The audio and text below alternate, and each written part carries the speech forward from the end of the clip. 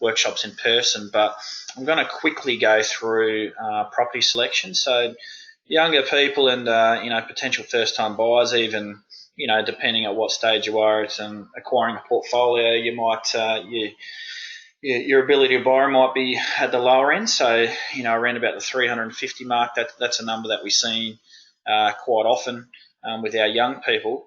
So really, at the end of the day, at that price point, you've got two options.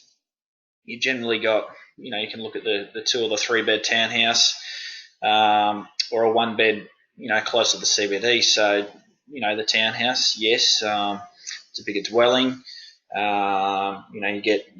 You might think you get a bit more bang for your buck, but the thing you need to look at as well is, we're after long-term capital growth. So where exactly is that property? What tenants you're attracting, that sort of thing. So I'm just going to quickly go through this for you all. So here's our first example. So like I said, we're going to work on a capacity. Let's say you've done your financial wealth check with your club broker. He's come back and said, Stuart, you're able to borrow up to $360,000. Talk to your mentor, let's see what you can get. So we're looking at one example here. Now these, I haven't named the suburbs, but I'm up here in Queensland, so I'm comparing two properties that potentially are on the stock list at the moment, and the incomes amounts I've been using. These are actuals. So first example here, like I said, 2 bed, 2 bath, 2 car townhouse. It's 35 kilometres from the CBD. Expected rent there, 350 to 370. So it is a good yielding property, and after tax, it'll pretty much pay for itself. So I guess on a property like this, tenant wise, you're looking at potentially 2 singles or maybe a couple with a young kid or another single person living with them. An average income for this particular area is around about $615 a week. So that was a townhouse option. Now let's look at, say, the 1 bed unit option. So this is, again, same purchase price, but this one's a lot closer to the CBD. So this is only 5 kilometres out.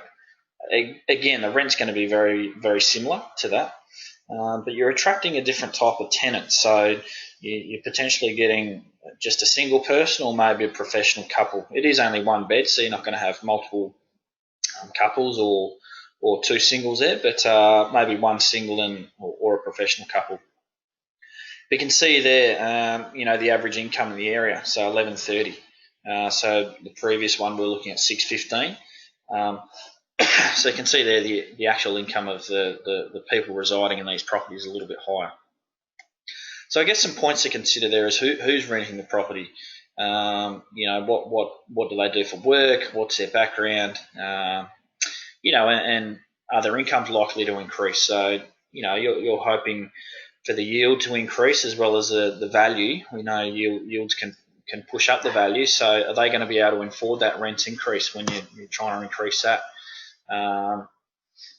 And what are the people who occupy those properties going to be doing? They're going to be doing lots of socialising, entertaining at the property, which can add to wear and tear, or are they more likely to be, socialites, eating out a little bit more and doing things like that? So there are a couple of things to consider. And I'm going to quickly run through some floor plans. Okay, so let's decide. Okay, I want to go for that, the 1 bed option.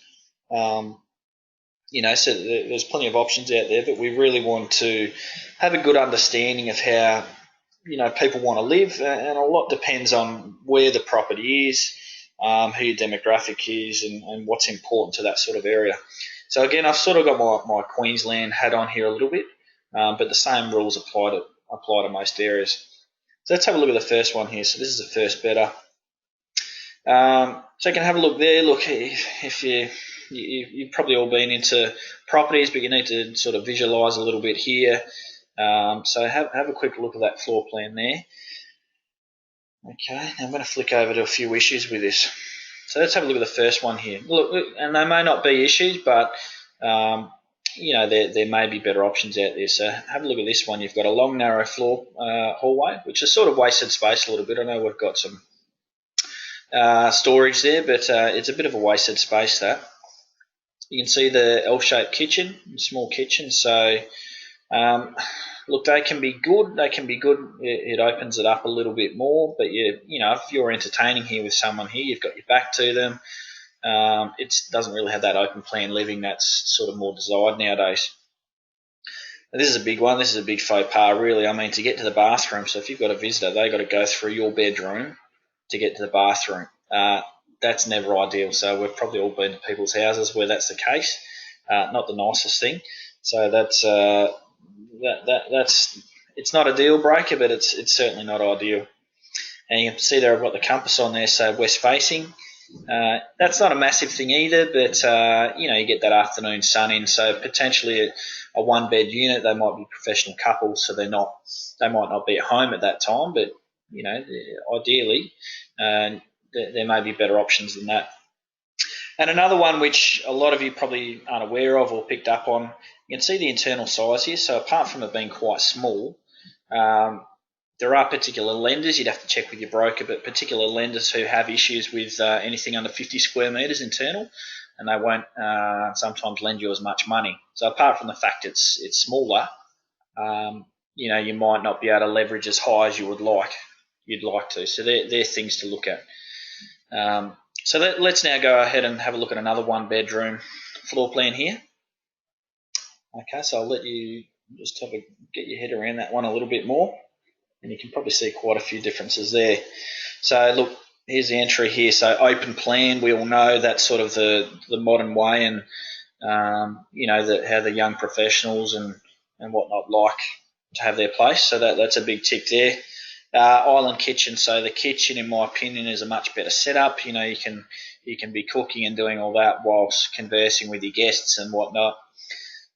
Two-way bathroom. So that's always an awesome, floor plan there. So you can lock off this door. So you've just got it acts as an ensuite, but when you've got guests, you can close off this door here, and people have got access to your bathroom. So it's always good having it separate, but being able to have a two-way is great as well, a two-way bathroom, because let's say there was a wall there and you got friends over and you need to go to the bathroom and you just come out of the shower. I don't know, but a bit awkward. So that's a good setup like that.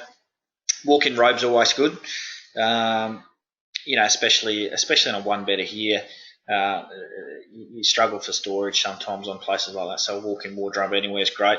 And look, north facing, so this is sort of the open plan onto the terrace. The bedroom leads onto the terrace as well, which is great, but north facing, so you're going to get that north sun, going to get heaps of natural light.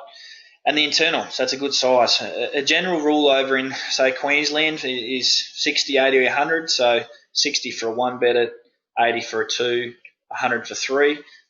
Some states a little bit smaller. I know potentially Melbourne and New South Wales in particular are a little bit smaller often over there, but that's sort of a good rule of thumb over here. So look, that was a very rushed thing there, but and I'll probably expand on that a little bit more, looking at different floor plans and that, but it's just a good quick overview. Now, this is being recorded. I've spoken very quickly, so you can go back and have a good look at that sort of stuff, but I hope that was helpful for you. So I guess, points to consider. So first of all, establish how much you can borrow and why you're doing it. It's for the long-term growth. Obviously, you need some good rental yield to be able to hold on to that asset, but ideally it's about holding it on for the long term and getting that good growth. And then we'll work out what's within your budget. We looked at a townhouse and some one-bedders there. There are other properties obviously out there, but you've got to weigh up the positives and that there. And we spoke about the demographic, what your tenants are, what they do for work. Is your income going to be increasing to afford the increase in living expenses? And look, at the end of it, take the emotion out of it. It's a business. Buying a property portfolio it's a business. So sometimes we get a bit emotionally attached to and let that affect our decisions. But you're running a business here of property investing, so you really need to have that mindset.